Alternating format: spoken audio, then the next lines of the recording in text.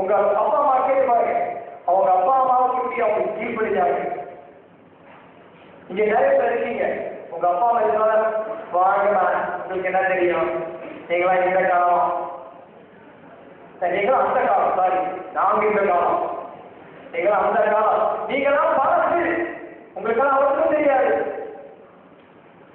பணியாளர் சொல்றா, நீங்க லைஃப்ல பெரிய சக்சஸ்ஃபுல்லா பார்த்தவங்களுடைய ஹிஸ்டரி எடுத்து பாத்தீங்கன்னா அவங்க லைஃபோடைய one of the important secrets என்ன தெரியுமா? obeying parents. The Bible says, honor your father and mother. நீ பயங்கர பிரில்லியன்ட் ஆயிரு, மேத்ஸ்ல ஸ்ட்ரிக்ட்டா ஆகு, சயின்ஸ்ல ஸ்ட்ரிக்ட்டா இருக்கு, கெமிஸ்ட்ரியில ஃபார்முலா ஸ்ட்ரிக்ட்டா இருக்கு. who cares? But if you don't have your parents blessing, I tell you, dear students, you will propagate that. That's how God has created you.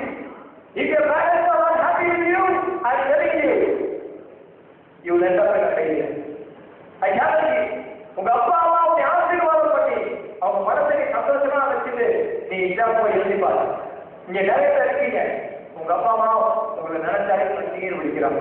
ஒரு பேச்சு கேட்கறதுல ஒன்று சொன்னா கேட்கறதுல அதை போகாத அங்கதான் போவேன், அதை செய்யாத அதெல்லாம் செய்யல அப்படின்னு சொல்றேன். இன்னைக்கு நான் உங்களை வான் பண்றேன். One of my duties is not only to encourage you, but also to warn you. நீங்க போய் புரிய விடுறதை நான் பார்க்க முடியாது. If you don't have good terms with your parents, go home today and set right that bitterness right with your parents. உங்க அப்பா அம்மாவை கஷ்டப்பட்டு நிறைய பேர் பேசாம இருக்கிறீங்க. உங்க அப்பா அம்மாவை தவிர இந்த பூமியில கடவுள் உங்க ஆசீர்வதிக்கிறதுக்கு வேற யாரும் இல்லை. உங்க கூடயே கடைசி வரைக்கும் செய்து உங்களுக்கு உதவி செய்யற உங்க அப்பா அம்மா. அவங்க வாழ்க்கை லைஃப் செய்து உங்களுக்கு பிடிக்குதோ பிடிக்கலையோ கீப் பண்ணுங்க. ஒரு சொல்லட்டா, ஒரு 30 வருஷத்துக்கு முன்னாடிலாம் வாழ்க்கை கேட்டு பாருங்க, அவங்க அப்பா அம்மா சொல்றதுதான் வேற வாழ்க்கை. அவங்க அப்பா அம்மா சொல்றதுன்னா போனா போவாங்க வாழ்க்கை வருவாங்க. அது இருந்ததுனால இன்னைக்கு அவங்க எல்லாம் 80 வயசு 90 வயசுல ரீச் பண்ணாங்க. They keep 90 and 80 in their life. Why? The Bible says, if you want to live long in this world, you better obey your parents. You obey your parents, you live long, the Bible says. If you want, how can you want to live long? Anybody decided to live long? Oh, God, thank you. When I want to live long. Thank you, but you're not going to get it. So when you have to put it on, பிடிக்கலையோ எங்க அப்பா அம்மா என்ன சொன்னாலும் ஆடு எங்க ஆடு அப்படிதான். உண்மை சொல்றேன். உங்க அப்பா அம்மா மட்டும் சந்தோஷமா வளர்த்திட்டாங்க எக்ஸாமுக்கு. உங்க அப்பா அம்மா பக்கத்துல சந்தோஷத்தை உண்டு பண்ணிட்டீங்க நீங்க கீழ்படிக்கிறது மூலமா. அது போதுங்க உங்க லைஃப் எக்ஸலண்டா மாறுது. இன்னைக்கு நிறைய பேருக்கு அறிவு இருக்கு, ஆற்றல் இருக்கு, திறமை இருக்கு, ஆனா அப்பா அம்மாவுடைய ஆசீர்வாதம் இல்லை. நான் உங்க எல்லாரையும் வான் பண்றேன், இந்த எக்ஸாம் வந்து போறதுக்கு முன்னாடி உங்க அப்பா அம்மாவோட ஆசீர்வாதத்தோட சரிங்களா? Finally, the blessing of God. Some people, even they obey their parents, but I want to introduce you today to the person. உங்க அப்பா அம்மா வந்து என்ன செய்வாங்க? எக்ஸாம் ஹால் போற வரைக்கும் பக்கத்திலே உங்களை என்கரேஜ் பண்ணி பாசிட்டிவா பேசிக்குள்ள அனுப்புவாங்க. ஆனா எக்ஸாம் ஹால்கள் போனதுக்கு அப்புறமா எத்தனை பேரோட எக்ஸாம் ஹால்கள் உங்க அப்பா அம்மா வருவாங்க? ஐயோ எங்க அப்பா எனக்கு ரொம்ப பிடிக்கும், எங்க டேடி பக்கத்திலே இருந்துவாங்க. எக்ஸாம் இருக்கும்போது யாரும் சொல்றீங்களா? 2 பேரும் வெளியே சொல்லிடுவாங்க. சொல்ல புரியுதா உங்களுக்கு? கவனிக்கங்க, அந்த எக்ஸாம் ஹால் போல நீங்க நுழைஞ்ச உடனே உங்க அப்பா அம்மா, உங்க புக்ஸ், உங்க எல்லாம் உலகமே வெளியில இருக்கு. நீங்க தனியா இருக்கு. அந்த நேரத்துல உங்களுக்கு உதவி செய்யக்கூடிய ஒரு நபர் இருக்கிறார். அந்த நபர் தான்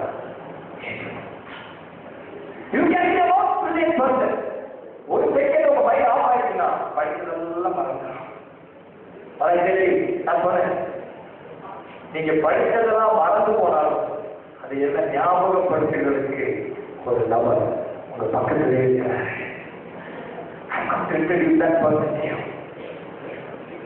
I know that person. He has helped me in my exam.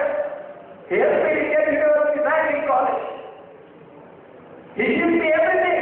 He blessed me. He has helped me with everything. I want to tell you நீங்க பிரில்லியண்டா இருக்கா பத்தாது. இப்ப நான் சொல்றேன் நிறைய பேர் அவனை டாக்டர் பால் மைக்கேல் ஜாக்சன், எத்தனை பேர் தெரியும் மைக்கேல் ஜாக்சன்? ஐயோ நானே அப்படிதான் பாடுவேன் நிறைய பேர் சொல்றேன். உங்களை பார்த்தாலே தெரியுது உங்க என்ன மாதிரி வாய்ப்பு. கவனிங்க, Michael Jackson was the world famous singer at the age of 10. எத்தனை வயசு? 10 வயசுல உலகம் போற்றும் பாடகன். கவனிங்க, பெரிய பணக்காரன், கோடீஸ்வரர், உலகத்தில் எல்லாருடைய மனதை கொள்ளுகிறதான பாடல் தாளத்தை உடையவன், உலகத்தை தன்னுடைய பாட்டு தாளத்தினால் சுட்டி இருப்பவன். கவனிக்க, அவன் மறிக்கும் பொழுது கருணாநிதியாக செத்து போனான். அவன் பணம் என்ன இருக்கு, அவன் கிடைத்த புகழ்ச்சி என்ன இருக்கு, அவன் கிடைத்த எல்லாரும் என்ன இருக்கு. மைக்கேல் ஜாக்சன் கூட அந்த பெரிய ஆளும் நினைக்கிறான்.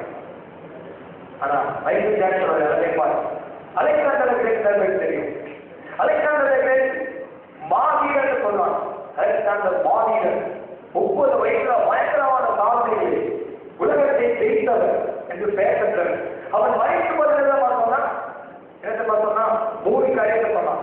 அதை சொல்லி நான் உங்களுக்காக பிரார்த்தனை செய்ய போகிறேன். எத்தனை பேர் அலெக்சாண்டர் சாகருக்கு முன்னாடி சொன்ன 3 காரியத்தை கேட்க ஆசைப்படுறேன்?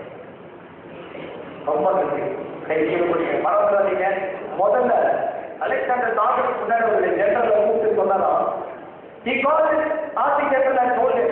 நான் சாக போறேன், இதெல்லாம் வரைக்கும் சாக போறேன், என்னை யாரும் காப்பாற்ற முடியல, நான் சாக போறேன், நான் சாக போறேன், 3 ஆசிரியர்கள் நிறைவேற்றீங்கன்னு கேட்டாராம். என்னன்னு கேட்டாங்க, நீங்க சொல்லுங்க அலெக்சாண்டர், நீங்க சொன்னா செய்ய மாட்டோமா கேட்டாங்க. சொன்னாராம், முதலாவது நீங்க என்ன செய்யணும்னா, என்னங்க என்னங்க குடிக்கிறது சந்திங்க. கவனிங்க, சொன்னாரா, நான் என்ன உடனே என்னுடைய காஃபி என்ன, காஃபி இல்ல, காஃபி என்ன, பாலை, நம்ம பாக்கியம் சொன்னா பாலை, அதை தூக்கி போகும்போது வேற யாரும் தூக்க கூடாது, என்னுடைய டாக்டர், யாரு, என்னுடைய டாக்டர் தான் வந்து அந்த தவப்படி தூக்கி போனாரா. அது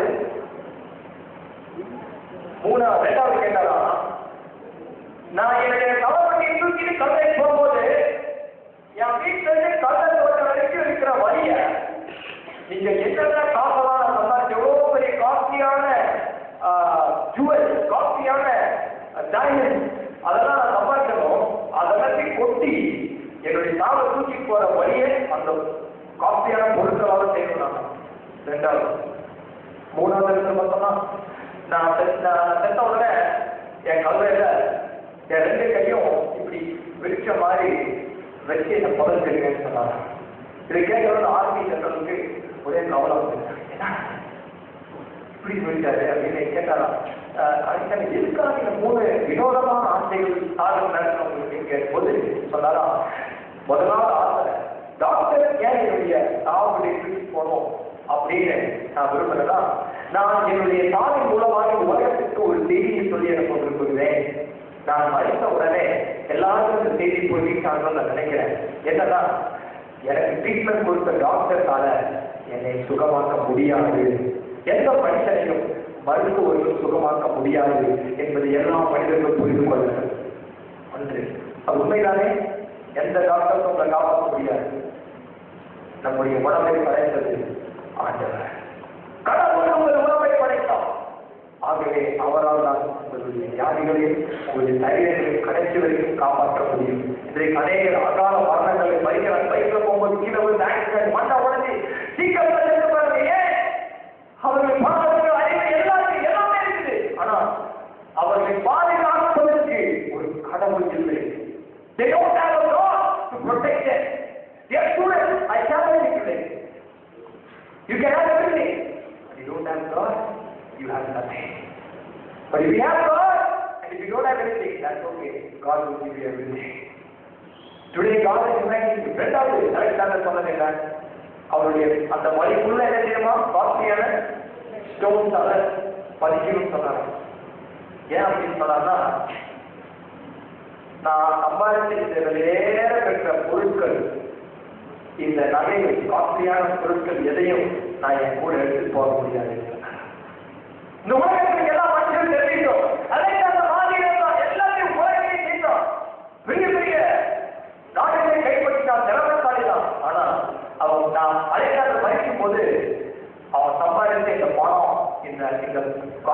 பொருட்களெல்லாம் அவன் கொண்டு போல அப்படின்றது இந்த உலகம் தெரிஞ்சிருக்கோம். அதே தான் நான் உங்களுக்கு சொல்றேன். நீங்க எவ்வளவு கஷ்டப்பட்டு பணம் சம்பாதிக்க அது போல எதிர்பார்க்கலாம். ஆனா நீங்க எது கொண்டு போக முடியாது. நீங்க இறக்க போது மூன்றாவது சொன்ன கையை வச்சு பிரதர்ஷிங்க. ஏன் அப்படின்னு கேட்டப்போ சொன்னாரா, நான் அந்த பூமிக்கு வரும்போது எதையும் கொண்டு வரல, வெறுக்கையெல்லாம் வந்தேன். நான் வெறுக்கையை நான் போனேன். இந்த பூமியில நான் பிறந்த பொழுது இப்படிதான் வந்தேன், வெறுக்கையோட வந்தேன், நான் வெறுக்கையோடு தான் போனேன். இதை எல்லா மனிதர்களும் தங்கள் வாழ்க்கையை புரிந்து கொள்ளட்டும் என்று சொல்லி அவர்களுக்கு இந்த பாடத்தை எழுதினாரா. பாருங்கள் மாணவர்களே, இன்றைக்கு அலெக்சாந்தர் மாவீரன் உலகம் புகழ்பெற்ற மாவீரன். ஆனால் அவன் மறிக்கும் பொழுது அவன் நிம்மதி இல்லாமல் மறித்தான். ஏனென்றால் அவன் எல்லாம் இருக்கு, ஆனால் கடவுள் இல்லை. அவனை பாதுகாப்பதை காப்பாற்றுவதற்கு ஒரு கடவுள் அவனுக்கு இல்லை. அவன் சம்பாதிக்கிற பொருட்களை காப்பாற்றுவதற்கு ஒரு கடவுள் உங்களுக்கு தேவை. நீங்கள் குடியிலே இருக்கும் பொழுது உங்களை குடியிலிருந்து வெளியே தூக்கி எடுப்பதற்கு உங்களை விட பலசாலியான ஆள் வேணுமா, இல்லை உங்களை விட உறுதியான ஆள் வேணுமா? சொல்லுங்க. அதே போல உங்கள் வாழ்வில் தோல்விகளையும் உங்கள் வாழ்வில் பிரச்சனைகள் குழியிலே நீங்கள் இருக்கும் பொழுது, பாவத்தின் பிரச்சனைகளே கெட்ட பழக்கங்கள் என்கிற குழியிலே நீங்கள் விழுந்து கிடக்கும் பொழுது உங்கள் நண்பன் உங்களை தூக்கி எடுக்க முடியாது. உங்களை விட பலசாலியா இருக்கிற ஒரு கடவுள் தான் உங்களை தூக்கி எடுக்க முடியும். அந்த கடவுள் இன்றைக்கு உங்களுக்கு உதவி செய்ய விரும்புகிறார். இவ்வளவு பெரிய படிப்பு இருக்கலாம், கெட்ட பழக்கங்கள் பார்க்கிறாங்க, அடுத்து கட்சாட்டோ எந்த வேணாலும் நீ பண்ணலாம், பட்டியல் இருக்கலாம். இன்னைக்கு வரைக்கும் இன்னைக்கு கடவுள் கூறுவான், ஒரு வாய்ப்பு கொடுக்கிறேன், உங்களுக்கு குடியிலிருந்து தூக்கி எடுக்க விரும்புகிறார். உனக்கு நல்ல பிரெயின் பவரை கொடுக்க விரும்புகிறேன், கான்சென்ட்ரேஷன் பவரை கொடுப்பாரு. இந்த கடவுள் இன்னைக்கு நீ வந்தீங்க, இன்னைக்கு வந்து நீ பிரார்த்தனை செய்வாயா?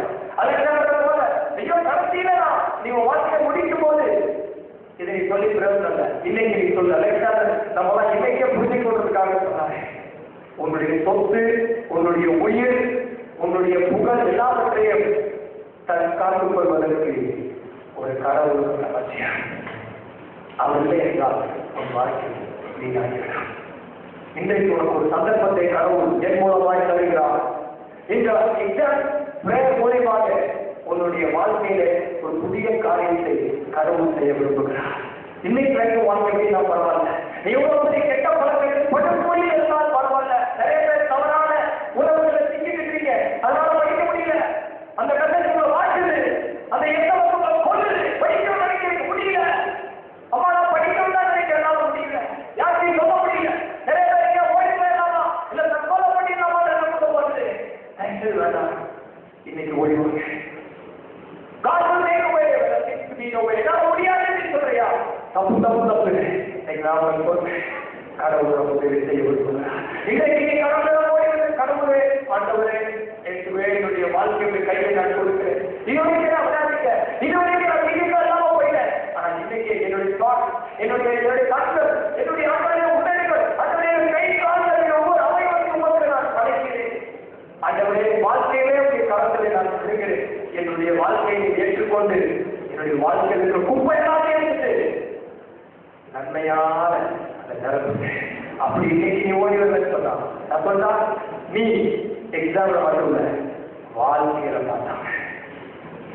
எக்ஸாம்ல மட்டும் இல்ல, வாழ்நாள் முழுவதும் நீ செழிப்பா இருப்பாய், நீ நல்ல ஞானத்தோடு இருப்பாய், நீ வேறு புகழோடு வாழ்வாய், பாதுகாப்பாய். எத்தனை பேருக்கு இப்படிப்பட்ட ஒரு பாசிட்டிவான லைஃப் வேணும்னு நினைக்கிறீங்க?